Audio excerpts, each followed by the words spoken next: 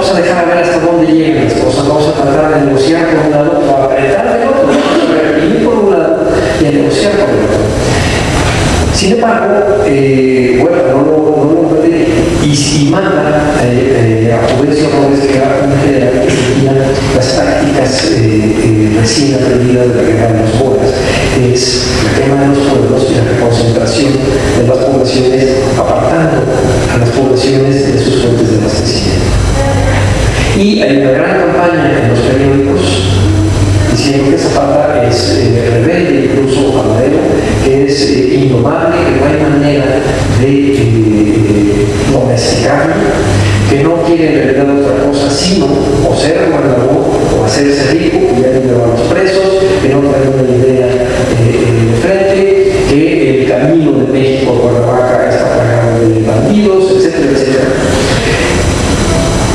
Y el 5 de noviembre del 11, cuando Madero tomó posesión, también ordena que se haga una persecución también de zapatismo. Y 25 de ese mismo mes, es decir, 20 días después de la toma de posesión de Madero, Zapata firma el documento que es el nodal, el central del movimiento, que es el Plan de Ayala. Lo firma en Ayushla, Puebla, perseguido, con una treintena de zapatistas. Es un plan de 15 artículos, de los cuales 3 son los que tienen propuestas agrarias. Los demás son artículos de índole político que hablaban sobre el desconocimiento a Madero. El tratamiento que le dan los campesinos al Plan de Ayala es el mismo que le dan a sus documentos de identidad, a los documentos del Fondo Legal. Es decir,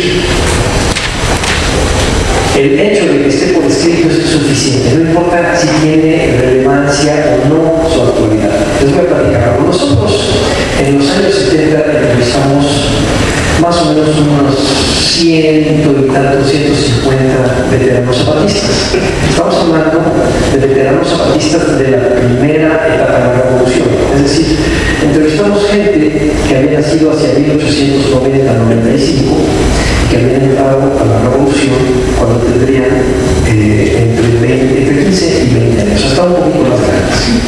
Después ha habido otros entrevistados y entrevistadores que han conseguido veteranos de la revolución, pero son de la segunda o de la tercera etapa de la revolución.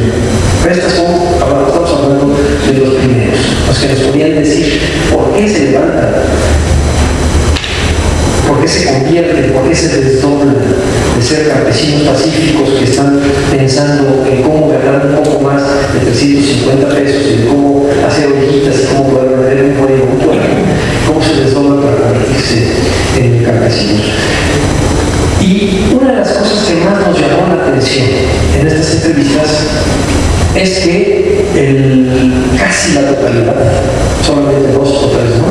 Casi la totalidad de los entrevistados desconocían el Plan de Ayala.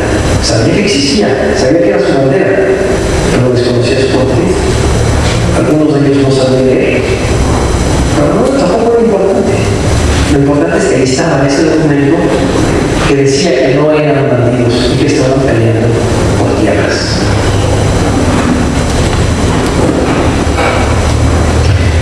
Uno de los entrevistados, por cierto, permítanme este paréntesis, uno de estos entrevistados es un capitán de la zona de los volcanes del lado del Estado de México, llamado Macedonio García Ocampo, que alguna vez fue premiado por el dinero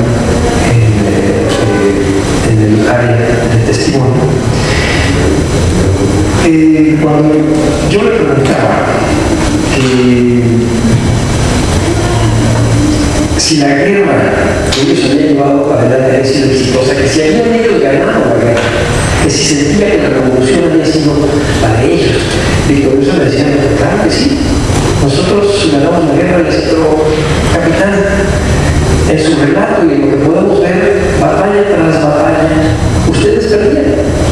¿Cómo es que ganaron la guerra? Y me decía, bien, muchacho, es que ustedes están como Madero y como Carranza, no entendían para qué estamos peleando nosotros. peleando por estar con más dinero, o por tener mejores cosas, o por ser más ricos, o por tener un puesto, o por tener un mando militar. Nosotros peleamos, número uno, por la tierra, y la tierra es eterna, y la tierra la tenemos. Número dos, peleamos contra los hacendados, y ya no hay hacendados. Esa guerra la ganamos desde 1914, no hay hacendados. Y número tres, peleamos contra los jefes políticos, y también se acabaron los jefes políticos. Lo demás fue tratar de defendernos, pero también ganamos otra cosa. Ganamos que hubiera autonomía municipal y que tuviéramos nuestros representantes agrarios. Ganamos la guerra. Pero yo lo veo igual de pobre. Pues es que no peleamos por no estar pobres, peleamos porque no nos estuvieron pisando.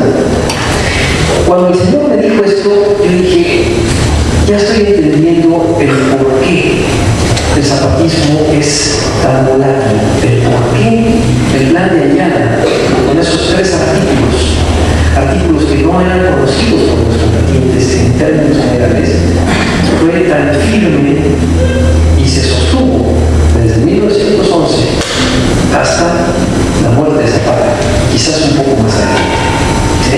Empecé a entender la naturaleza de estas gentes. Quisiera vamos a darle una pequeña lectura a los 3 artículos que me parecen centrales del plan de Ayala, si ustedes no tienen inconveniente. El artículo 6 dice: como parte adicional del plan que invocamos, hacemos constar que los terrenos, montes y aguas que hayan usurpado los hacendados científicos o caciques a la sombra de la justicia penal entrarán en posesión de sus bienes inmuebles, desde luego, los pueblos o ciudadanos que tengan sus títulos correspondientes a esas propiedades, de las cuales han sido despojados por la mala fe de nuestros opresores, manteniendo a todo trance con las armas en la mano la mencionada posesión, y los usurpadores que se consideren con derecho a ellos lo deducirán ante los tribunales especiales que se establezcan al triunfo de la revolución. Es decir, este primer artículo trata de la restitución de la tierra. Es decir, no se trata de dotar, no se trata de repartir, no es una reforma agraria como después entendimos, y de hecho con este reduccionismo al que después se pintó al zapatismo para convertirlo en un movimiento casi exclusivamente agrarista, sino que lo que está pretendiendo es simplemente que se les haga justicia, es decir, las tierras que hayan sido usurpadas y los ciudadanos y pueblos que tengan sus títulos pueden entrar a resolver. Los pueblos, los títulos reinantes, otra vez una mezcla entre el derecho castellano, los títulos de reinante, con el liberalismo. Y en segundo lugar, cambia la carga de la prueba. Quienes tienen que demostrar la propiedad son los usurpadores, los hacendados. Al revés de cómo había estado funcionando la justicia en los litigios agrarios. Ahora eran los hacendados los que tenían que demostrar que esas tierras eran suyas, y para eso tenían que entregar documentos más antiguos o más firmes que